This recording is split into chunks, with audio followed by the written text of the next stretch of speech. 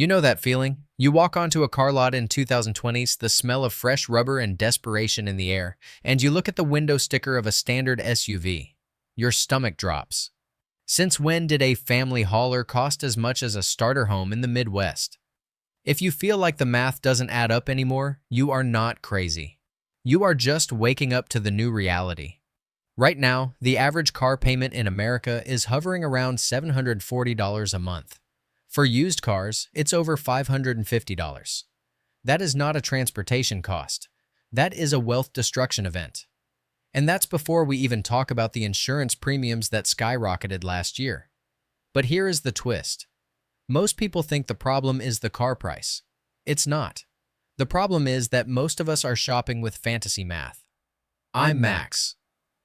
I'm here to help you make sense of your money. If you want to stop bleeding money, hit that like button right now because we are about to rewrite your entire financial future in the next 10 minutes. Let's do a quick time travel experiment. Close your eyes. Imagine it's 2016. You have $45,000 to spend. In 2016, you are driving off the lot in a brand new fully loaded Lexus or a massive luxury truck. You are the king of the road. Now snap back to 2026. Take that same $45,000 to the dealership today. What does it get you, a mid-trim Toyota RAV4 or a Honda CR-V with cloth seats? That is the inflation shock. And because your salary probably didn't double while car prices did, dealerships had to invent a new trap to keep you buying cars you can't afford. It's called the monthly payment game, and it is designed to short-circuit your brain. When you sit down in that little glass office, the salesperson will never ask, "What is the total price you want to pay?" They will ask, "What monthly payment are you looking for?" The second you answer that question, you lose. If you say, "I want to be around $500, they will high-five each other in the back room. Why? Because they will just stretch your loan from a healthy 36 months to a toxic 84 months. They lower the payment, but they double the interest.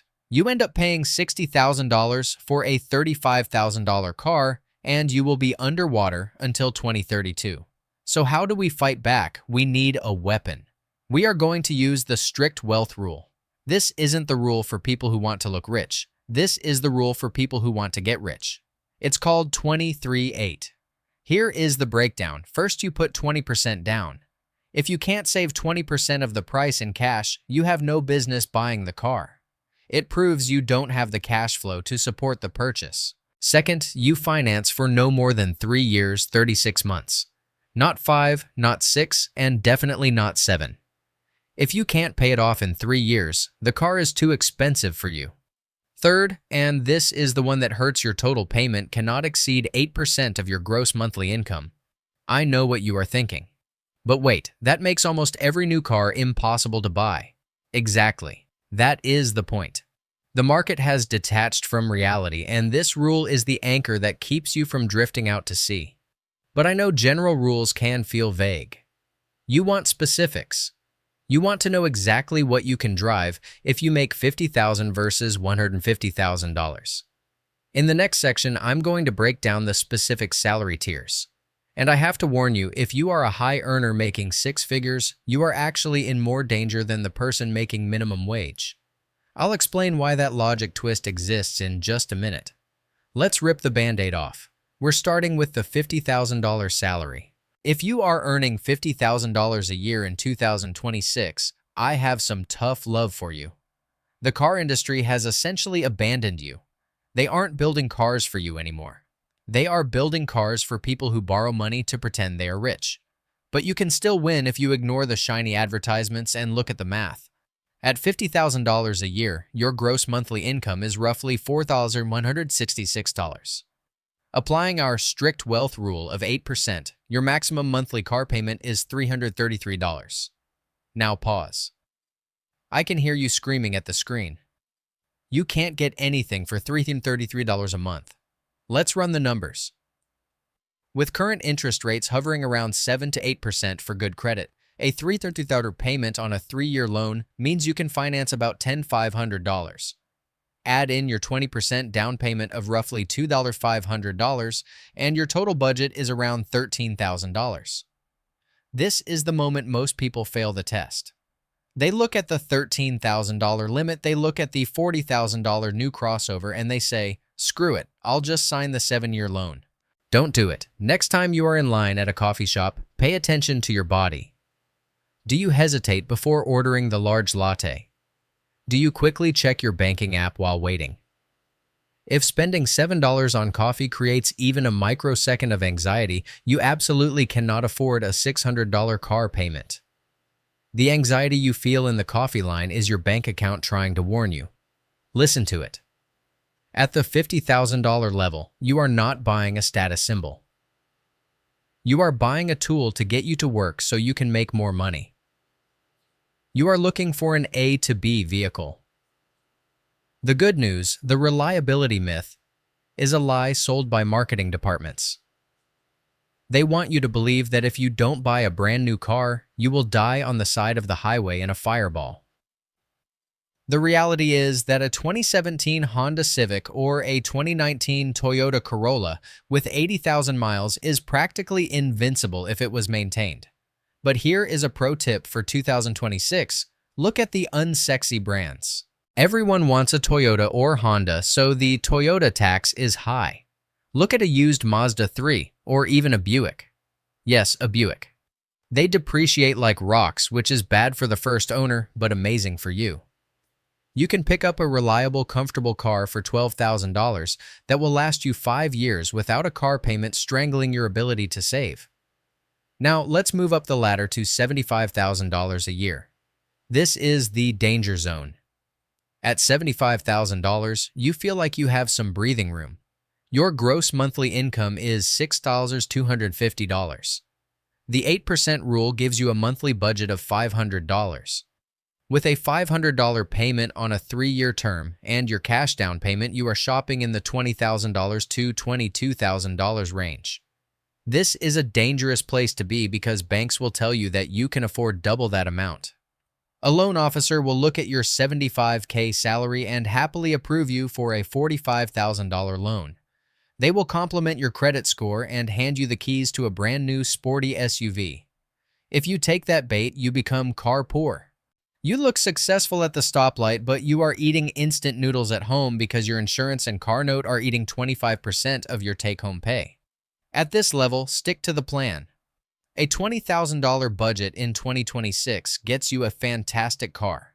Maybe a certified pre-owned sedan, or a solid mid-size SUV that is 4 or 5 years old. It won't have the latest massive touchscreens, and it won't drive itself, but it also won't keep you awake at 3 a.m., wondering how you're going to pay for a new set of tires. But what if you make real money? What if you are hitting that 6-figure mark? You might think you are safe from these traps. Actually, you are the prime target. The car industry is specifically designed to harvest wealth from high earners who have big egos. In the next part, I'm going to show you why making $100,000 is often the fastest way to go broke if you don't understand the rich-poor paradox. Welcome to the 6-figure club. $100,000 to $150,000 a year. This is the American dream, right? You've made it. You worked hard, you got the promotion, and now society tells you it's time to claim your reward. And that reward usually has a German logo on the hood. This is the rich-poor paradox. At $100,000 a year, your monthly gross is roughly $8,333. The 8% rule caps your payment at $666. If you follow the strict math 3-year loan 20% down, you are looking at a total car budget of roughly $30,000. Now let's be honest. A $30,000 budget for a guy making 6 figures feels wrong. It feels like an insult. You walk into the office parking lot and the intern is driving a leased Tesla Model 3. Your boss is in a Range Rover. And here you are looking at a used Honda Accord. This is where the ego kills the bank account. The trap for high earners is lifestyle creep. You start telling yourself stories. I'm in client meetings. I need to project success. I work 60 hours a week. I deserve heated seats and a panoramic sunroof. So instead of the $30,000 car you buy the $65,000 luxury SUV. You rationalize it by saying, I can make the monthly payments. And you won't default. You won't get repossessed, but you will bleed. Let's visualize a status tax. Imagine every time you drive that luxury car, there is a literal digital price tag floating above your forehead. It says, I paid $40,000 extra to impress strangers at a red light. Because that is what you are doing. You are renting validation from people you don't even know. Now let's jump to the $150,000 earner. Monthly gross is $12,500. The 8% rule allows for a $1,000 monthly payment. That's a serious budget. That gets you into a $45,000, $50,000 car if you follow the 3-year rule. Finally, you can buy a new car properly, but here is the catch. At this income level, you have a choice to make. It's the choice between being Parker or being a driver. Parker wants to park a nice car in the driveway so the neighbors know he is doing well. Parker spends $1,200 a month on a lease for a luxury barge that depreciates like a stone. Parker looks rich. Driver wants to drive his net worth up. Driver makes $150,000, but buys a clean 3-year-old truck or sedan for $35,000. He pays it off in 18 months. The difference, driver takes that extra cash flow, the $1,000 a month he isn't spending on a car note, and dumps it into investments. We call these people the invisible rich. You probably have a neighbor like this. The guy who has been driving the same Ford F-150 since 2018. You think he's struggling? No. He has $800,000 in his brokerage account because he stopped making car payments 5 years ago. The 100K, a 150K bracket is the most dangerous because you have enough credit to dig a hole so deep you can never climb out. If you buy 2 luxury cars for your household on 7-year loans, you are essentially signing away your retirement. You are trading financial independence in your 50s for leather seats in your 30s. But wait, it gets worse. It's not just about the monthly payment. There is a ghost in the machine that is eating your wealth silently every single day, even when the car is parked in the garage. In the next part, I'm going to introduce you to Lease Larry and Owner Ben. And I'm going to show you a graph that will make you physically ill when you realize how much money you are actually burning. Let's talk about the money you don't see leaving your bank account. This is the ghost in the machine. It's called opportunity cost. And it is the single biggest reason the middle class stays the middle class. To explain this, I want to introduce you to 2 guys, Lease Life Larry and Buy It for Life Ben. Both Larry and Ben are 25 years old. Both make decent money. Larry loves cars. He believes a car is an extension of his personality. Every 3 years, Larry leases a brand new $45,000 car. He pays roughly $600 a month. He loves the new car smell, he loves having the latest tech, and he tells his friends, it's practically the same price as buying, but I always have a warranty. Ben is different. Ben buys a 3-year-old reliable car, let's say a Toyota Camry or a Mazda CX-5 for $20,000. He puts money down, finances it for 3 years, and pays about $450 a month. But here is the key, after 3 years, Ben keeps the car. He drives it for another 7 years payment-free. Now, let's fast forward 40 years. They are both 65. Larry has been paying $600 a month adjusted for inflation his entire adult life. He has owned 13 different cars. He has 0 equity to show for it because he rented them all. Ben. During those 7 years he didn't have a car payment. He took that same $600 a month and put it into an S&P 500 index fund. Here is the $1 million driveway. Close your eyes and picture Larry's driveway. It has a shiny new car in it. Now picture Ben's driveway. It has a slightly older, boring sedan in it. But Ben's driveway is paved with gold bars. Because that $600 a month invested at an average 8% return over 40 years isn't $100,000. It isn't $500,000. It is $1.9 million. That is the opportunity cost. Larry drove $1.9 million off a cliff. Ben drove a boring car and retired a multi-millionaire. A car is not an asset. Stop calling it an asset. A house is an asset. It usually goes up in value. A stock is an asset. A car is a wealth vacuum. It sucks money out of your pocket through 4 different hoses: interest, money you pay the bank, depreciation, the value vanishing into thin air, insurance, the cost to protect the vacuum, maintenance, the cost to fix the vacuum. Most people only look at hose number 1, the monthly payment, but hose number 2, depreciation, is brutal. Here is the curve. A new car loses about 20% of its value in year 1. It loses another 15% in year 2. By year 5, it has lost 60% of its value. This is literally like setting a pile of cash on fire in your backyard every single month. If you saw your neighbor burning $300 a month in a bonfire, you'd call the police. But when he drives a new Range Rover, you call him successful. So realize that every dollar you spend above reliable transportation is pure consumption. It is entertainment expense. If you want to spend $800 a month on entertainment, fine. But don't pretend it's a smart financial move. But wait, in 2026, there are new hoses attached to that vacuum that didn't exist 10 years ago. The rules of ownership are changing, and if you aren't careful, you might buy a car you can't even afford to turn on. In the next part, I'm going to reveal the new hidden costs of 2020s, including the insurance nightmare that is blindsiding everyone right now. We need to talk about the gotchas of 2026. These are the costs that don't show up on the sticker price, and honestly, most car salesmen won't even mention them until after you've signed the paperwork. Before we get to the final verdict, I want to play a quick game. It's called Pop Quiz Insurance Roulette. Quick, which car costs more to insure in 2020s? A $50,000 brand new luxury electric sedan or a $25,000 used Honda Civic? You probably guessed the luxury car. And usually you'd be right. But the gap is closing fast. In 2024 and 2025, insurance rates across the US spiked by over 26%. Why? Because cars are no longer just metal and rubber.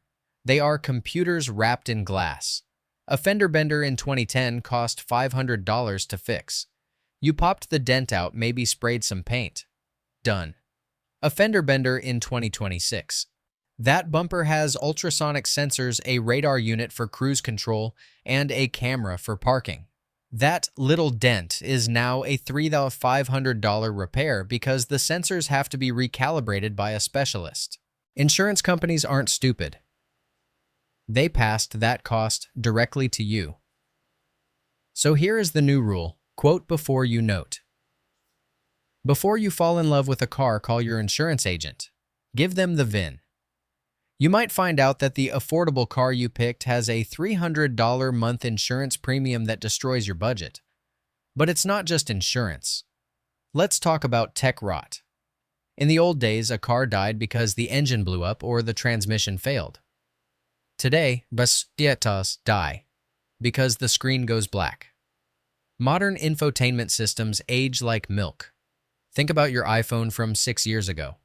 It's slow, the battery sucks, and it can't run new apps.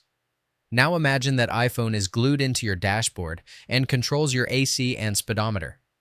A 2026 car with a massive touchscreen looks futuristic today. In 2032, it will look like a relic.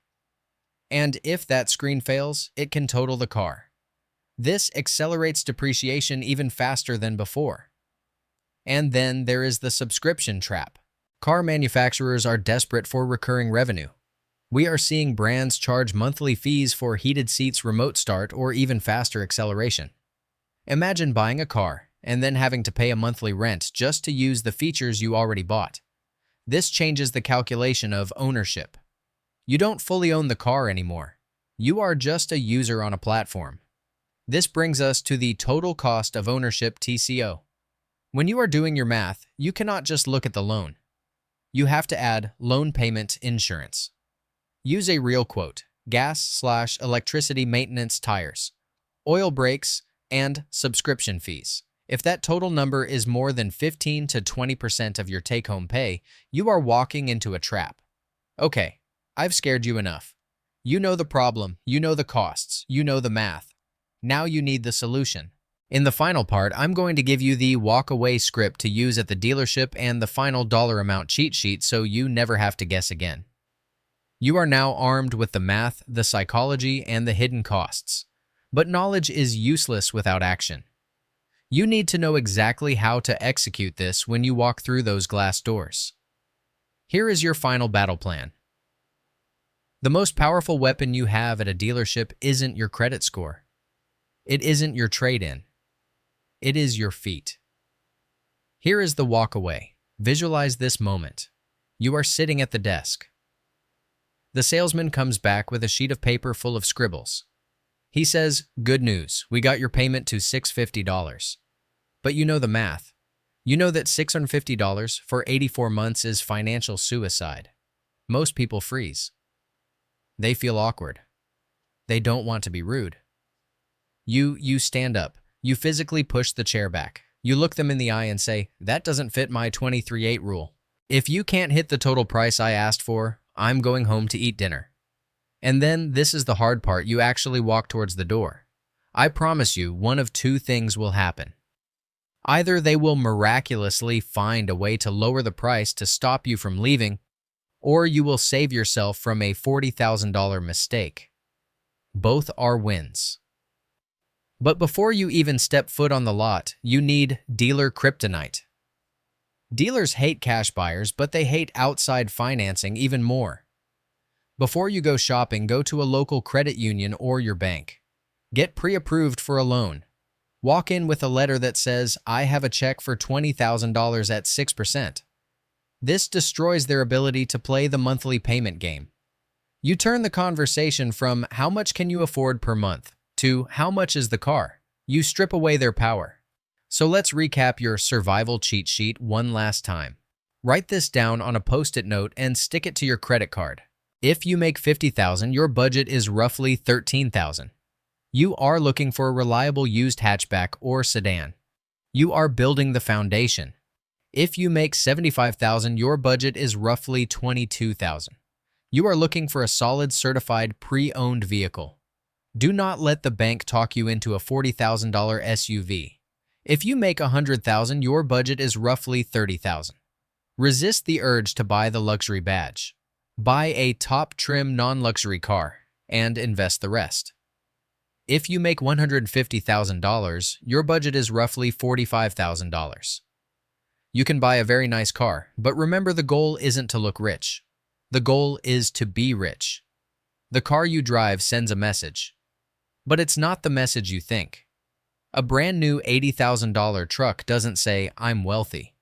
It usually says, I have an $100 monthly payment. A clean paid-off 5-year-old car says, I am free. The ultimate flex in 2026 isn't a heated steering wheel.